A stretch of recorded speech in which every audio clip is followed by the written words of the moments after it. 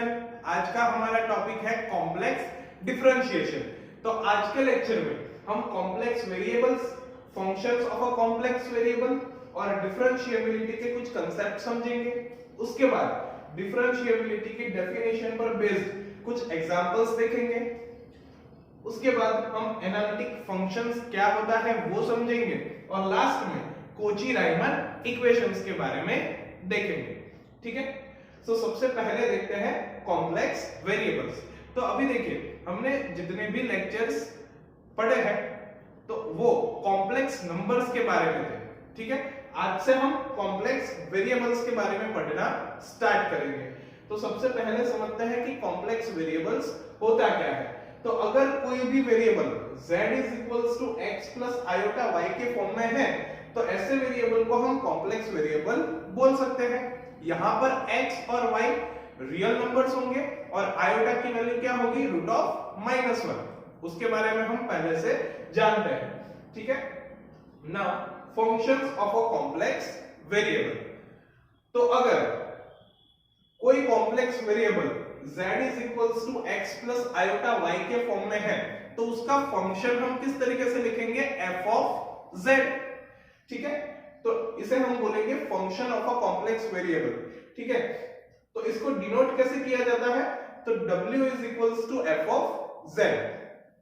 और इसको हम थोड़ा और आगे लिखे तो इसके लिए हम ऐसा लिख सकते हैं कि w = f(z) = u + iota v। ठीक है, यहां पर ये जो u और v है उसकी वैल्यू अगर कॉम्प्लेक्स वेरिएबल कार्टेशियन फॉर्म में है तो x और y पर डिपेंड करेगी। ठीक है, और u और v की वैल्यू अगर कॉम्प्लेक्स वेरिएबल पोलर फॉर्म में है तो r और थीटा पर डिपेंड करेगी। ठीक है, तो ये चीज यहां पर ध्यान रखनी है। Okay, now differentiability. तो a single valued function f(z) is said to be differentiable at a point z0 if f(z0) is equals to limit delta z tends to 0 f of z0 plus delta z minus f of z0 divided by delta z exists। ठीक है, यानी कि कोई भी single valued function f(z) सिर्फ उसी वक्त differentiable बोला जाएगा जब किसी पॉइंट z0 पर उसकी वैल्यू ऐसी कुछ एग्जिस्ट कर रही होगी। ठीक है, तो ये डेफिनेशन को थोड़ा अच्छे से समझने के लिए हम ये दो एग्जांपल्स कर लेते हैं। ठीक है, तो फर्स्ट एग्जांपल में हमें बोला है कि find the derivative of f(z) is equals to 1 + z upon 1 - z by using the definition at z is equals to 2। यानी कि ये जो फंक्शन है f(z) is equals to 1 + z upon 1 - z, इसका हमें डेरिवेटिव फाइंड करना है। कहां पर फाइंड करना है, तो z is equals to 2 पर फाइंड करना है। ठीक है, तो ये कैसे करते हैं चलो देख लेते हैं। यहां पर हमें दिया है f(z) is equals to 1 + z upon 1 - z। now for any z f(z) ये जो वैल्यू है वो क्या हो जाती है, limit delta z tends to 0 f of z plus delta z minus f of z divided by delta z। Okay, so हमें यहां पर फाइंड क्या करना है, z की वैल्यू जब 2 हो तो इस फंक्शन का डेरिवेटिव क्या हो रहा है, यानी कि f'2। So f'2 is equals to क्या हो जाएगा, limit delta z tends to 0 f of z की जगह 2 plus delta z minus f of 2 divided by delta z। Okay, so limit delta z tends to 0। अभी देखिए f of z की value है 1 + z upon 1 - z। सो f of 2 plus delta z उसकी वैल्यू क्या होगी, हम z को 2 प्लस डेल्टा z से रिप्लेस करेंगे। सो 1 plus 2 plus delta Z, okay, divided bye 1 minus Z है तो ये क्या हो जाएगा -2 minus delta Z, okay, minus f of 2 यानी कि यहां पर हमें z को 2 से रिप्लेस करना है, सो ये हो जाएगा 1 plus 2 upon 1 minus 2, okay, divided by delta z, so is equals to हमें मिलेगा limit delta z tends to 0 1 plus 2 3 plus delta z upon 1 minus 2 minus 1 minus delta z, minus 1 plus 2 होता है 3 upon 1 minus 2 minus 1 divided by delta z as it is, okay, so is equals to limit delta z tends to 0। अभी देखिए यहां पर क्या है -3 upon -1, सो ये minus minus क्या हो जाएगा प्लस, ओके, एंड 3/1 यानी इसे हम क्या बोल सकते हैं 3, ओके, तो यहां पर हम एलसीएम ले लेते हैं, सो ये हमें मिलेगा 3 प्लस डेल्टा z माइनस 3 1 जा 3 minus 3 delta z divided bye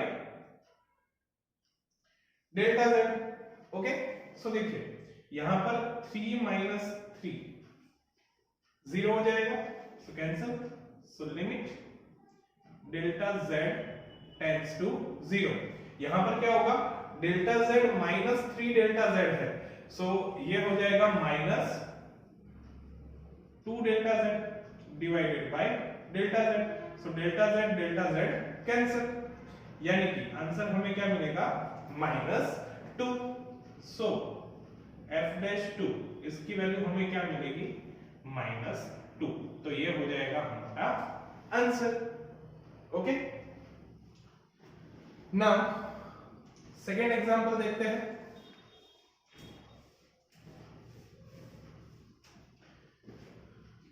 तो दूसरा एग्जांपल में हमें बोला है show that f of z is equals to iota z cube is differentiable for all z, ठीक है, यानी कि हमें यहां पर ऐसा प्रूव करना है कि ये जो फंक्शन है f of z is equals to iota z cube, ये z की हर एक वैल्यू के लिए डिफरेंशिएबल है, ठीक है, यानी कि यहां पर हमें क्या करना पड़ेगा कि कोई पॉइंट z0 पर ये जो फंक्शन है उसकी डिफरेंशिएबिलिटी एग्जिस्ट कर रही है ऐसा प्रूव करना पड़ेगा, ठीक है।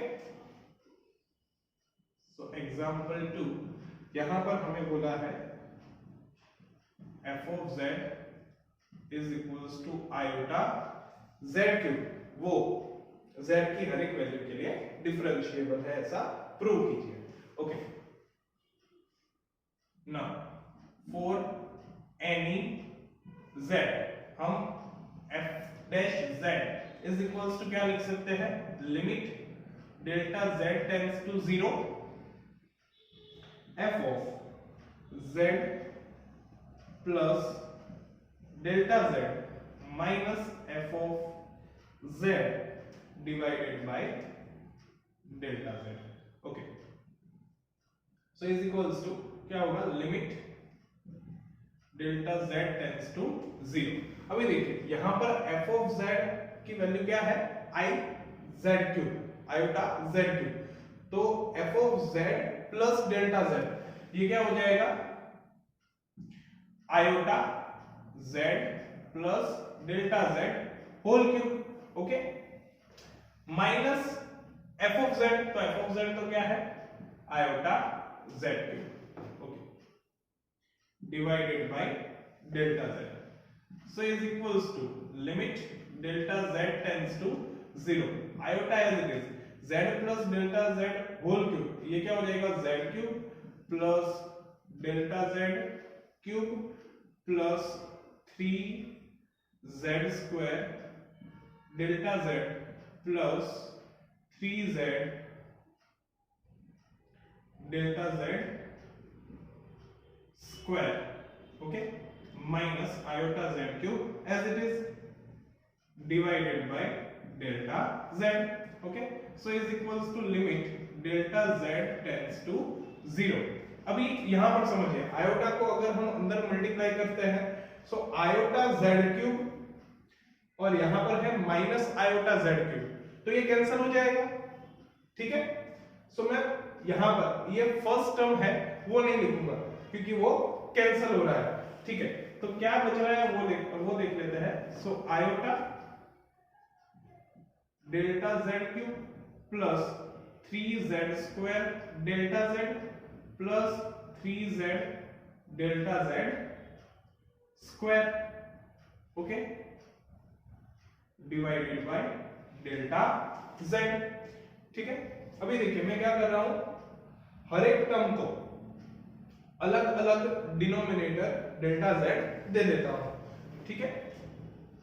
So limit delta z tends to 0, iota as it is delta z cube by delta z, तो ये हो जाएगा delta z square plus 3z square delta z by delta z, so delta z cancel, so ये बचेगा 3z square plus 3z delta z square divided by delta z, तो एक एक delta z cancel, so ये बचेगा 3z delta z, okay.